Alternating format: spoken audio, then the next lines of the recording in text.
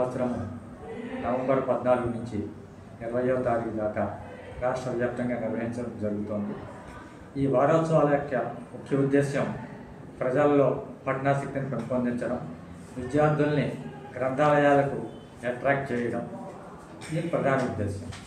ప్రతి ఏడాది కూడా నవంబర్ 14 నుంచి 20 దాకా గ్రంథాలయ వారోత్సవాలు, అందులో మొదటి రోజుని నెహ్రూ గారి పుట్టినరోజు సందర్భంగా బాలల దినోత్సవంగా నిర్వహించుకోవడం జరుగుతుంది. ఆ రోజు పతాకావిష్కరణ చేసి ర్యాలీగా మన గ్రంథాలయాల ఆవశ్యకతను తెలియజేస్తూ పిల్లలకి ర్యాలీగా ఇక్కడికి రావడం జరుగుతుంది.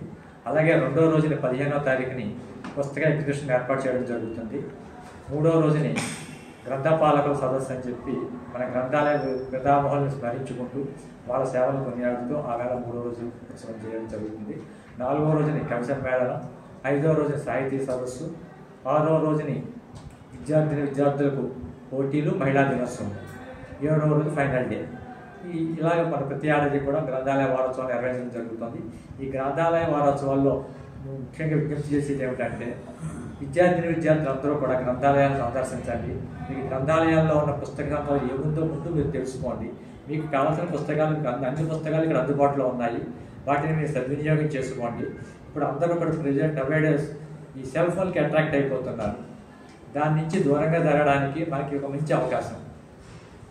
దానివల్ల కంటికి కూడా ఎఫెక్ట్, ఇప్పుడు మన సార్ కూడా చెప్పారు, ఈ సెల్ ఫోన్ చూస్తూ ఉంటే కంటికి కూడా మనకి ఎఫెక్ట్ వస్తుంది. ఒకప్పుడు పుస్తకం అంటే హస్తభూషణ కింద ఉండే, ఈరోజు సెల్ ఫోన్ హస్తభూషణ అయిపోయింది ప్రతి వారికి. అందుకోసం దాని నుంచి ఎడిట్ కాకుండా ఉండడం కోసం గ్రంథాలయాలకు రండి, గ్రంథాలయాలను వినియోగించుకోండి. మీకు కావాల్సిన పుస్తకాలు చదవండి, మీకు కావాల్సిన ఏదైనా ఉంటే చెప్పండి, పలానా పుస్తకం కావాలని చెప్తే మాకు అందుబాటులో ఉన్నారు, మేము తీసుకొచ్చి మీకు ఏర్పాటు చేయడం జరుగుతుంది.